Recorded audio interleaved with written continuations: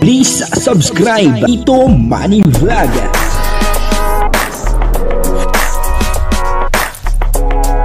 Payagan po si Tito Manny Vlog na mag-reactor para pambiling gamot sa kanya pong karamdaman. Wala man siyang records ng ng awayan.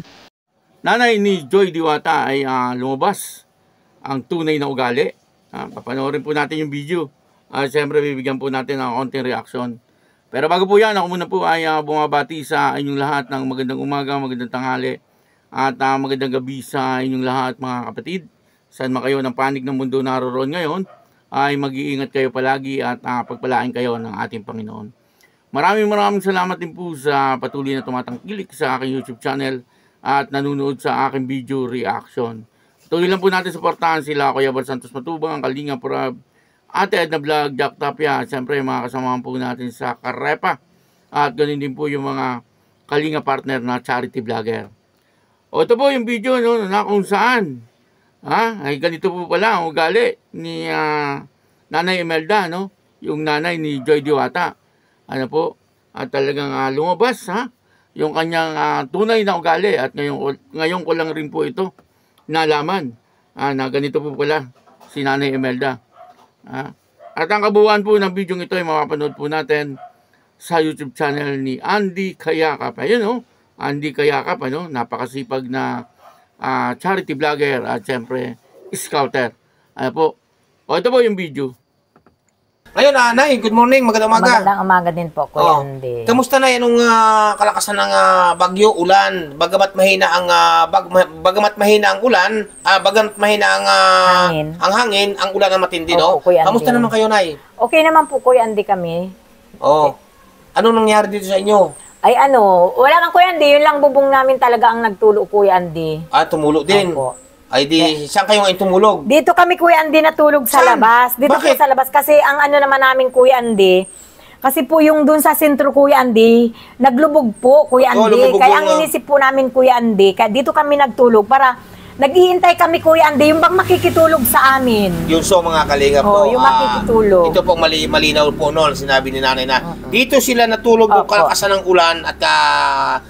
ulan at yung bagyo nga. Dito sila natulog sa pinaka-terrace. Bakit po mga kababayan dito sila natulog? Kasi nga po, ito ang report ni Nanay na kaya dito sila natulog para gawa po na yung mga nandun yung mga lumubog dito sa kabila ng dito sa barangay nila, may mga lumubog po doon ng mga bahayan, ay inaantay ni Nanay na lumikas dito sa kanila. Kuya Andy. Kaya dito kayo natulog sa labas. Kuya Andy. Kaya dito po kami natulog at nag-iintay po, Kuya Andy, kami ng makikitulog sa amin. Tsaka meron po diyan sa looban, Kuya Andy, nagsabi na sa amin, nagpatanid na sa amin na pag lumakas daw po yung hangin, dito sila makikitulog. Kaya nagbantay kami, Kuya Andy, kasi inisip namin, Kuya Andy, kung nasa loob po, Kuya Andy, kami at nakasara ang bahay, kahit anong tawag nila, Kuya Andy, hindi namin maririnig sa lakas ng ulan at hangin. Kaya dito po talaga kami, nag-antay kami hanggang umaga. Awa ng Diyos, Kuya Andy, wala naman pong nakitulog sa amin kasi lahat daw po ng tao dun sa baba na naglubog ang bahay, inilikas daw po ay sa barangay hall na. Hindi na daw po makahon at wala na ring madaan. Ibig sabihin, kaya pala kayo dito natulog sa labas, hindi magbantay ng bahay, kundi magbantay ng darating. Magbantay po kami, Kuya Andy, ng madating dito sa amin na makikitulog. Ika kayo mag-evacuate. Opo, Kuya Andy. Yan po mga kababayan, ang kagandahang loob po ni Nanay Imelda na mama ni Joy Diwata. Biro nyo po yan, dito sila mag-anak natulog sa labas. Kasi nga po, para kung sakaling may tumawag na hatid maririnig po namin, Kuya Andy. Kasi pag nasa loob po kami, hindi namin maririnig sa lakas ng ulan. Hindi nyo maririnig kung may natawag o mapurya lang batuhin ang pinto. Kaya dito po talaga kami ni Bunso natulog. Yun, napanood po natin yung video, Dito nga po ay, ito palang si Nanay Imelda, bukod sa may ugali na siyang mabait, ay talagang may ilalabas pa, na talagang doon ay masasabi natin na talagang napakabait niya. Kasi biruin nyo, kalakasan po ng ulan, kalakasan po ng bagyo, mas pinili po nila na matulog doon po sa may, parang yung sa may labas, sa may tindahan po nila, pero may sarado naman po yun, at hindi po sila doon mababasa ng ulan. Kaya po doon sila natulog, sa halip po na doon sa loob, na talagang safety sila. Pero ang ginawa po nila, doon po sila natulog sa may harapan nasa ganon ay kung may kakatok nga daw po sa kanila, ay madali po nilang mapapatuloy.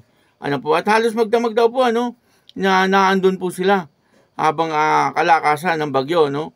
Subalit sa awa naman po ng ating Panginoon ay wala naman daw pong kumatok upang sa ganun ay makasilong sa kanila, kasi ay parang nailikas po kaagad, yung mga tao, kaya wala na pong kumatok sa kanila, pero doon ay makikita po natin na talagang nandoon din yung kabaitan ni Nanay Imelda, bibihira po yung tao na gano'n, na talagang iniisip po yung kalagayan ng iba, sa halip na sila ay talagang nandoon na sa safety na kalagayan, pero mas inisip po nila na doon sila matulog sa labas. Medyo delikado pa rin po sila doon, sa labas na yun, at anytime pwede po silang pasukin ng mga masasamang loob. At kunyari, katukin lang po sila, ng masasamang loob at pasukin po sila.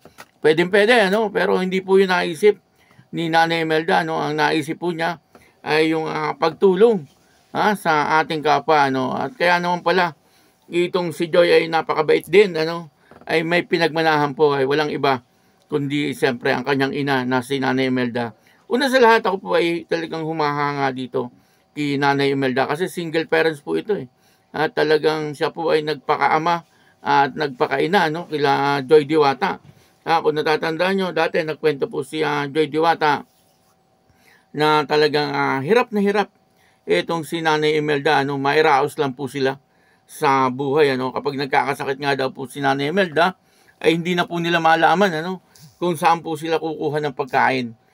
Subalit, dahil po sa kabaitan, ng kanilang pamilya, at bagamat sila ay naghihirap, ay nandun pa rin yung pagtulong nila sa ating kapwa. Ito naman ngayon, talagang dumating po sa kanila ang blessing, na talagang siksik, liglig at umaapaw.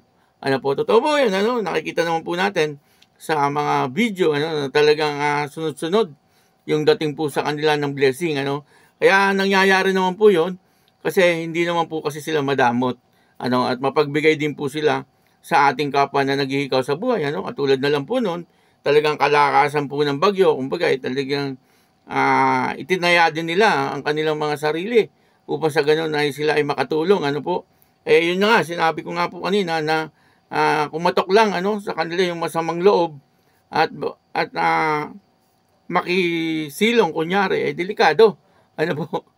Pero hindi po yun naisip ni Nanay Imelda. Ang naisip po niya ay makatulong doon sa ating kapwa na talagang baka tamaan ng baha or bagyo. Yun po ang naisip ni Nanay Imelda, Kaya masasabi po natin na talagang napakabait na ni Nanay Imelda, pero may inilabas pa siya, na talagang tunay niyang ugali, yung mabait na mabait at handa po siyang tumulong sa ating kapwa na nag-iikaw sa buhay. Kaya yung thumbnail natin, mapapansin nyo ay Nanay Imelda, nanay ni Joy Diwata ay lumabas ang tunay na ugali. At ang tunay na ugali ni Nanay Imelda, ayun na nga, talagang napakabait po niya. Kaya yun, maraming salamat po sa inyong lahat. At patuloy lang po tayo sa pagsuporta, siyempre, sa Dan Joy, na lalong gumaganda. At marami pang mga sorpresa na talagang sa mga darating na video na ating mapapanood ay magugulat po tayo sa mga sorpresa nila sa atin. Kaya yun, maraming salamat po sa inyong lahat. At ako po si Tito Manny Vlog na nagsasabing God bless you all. Diyos mabalos.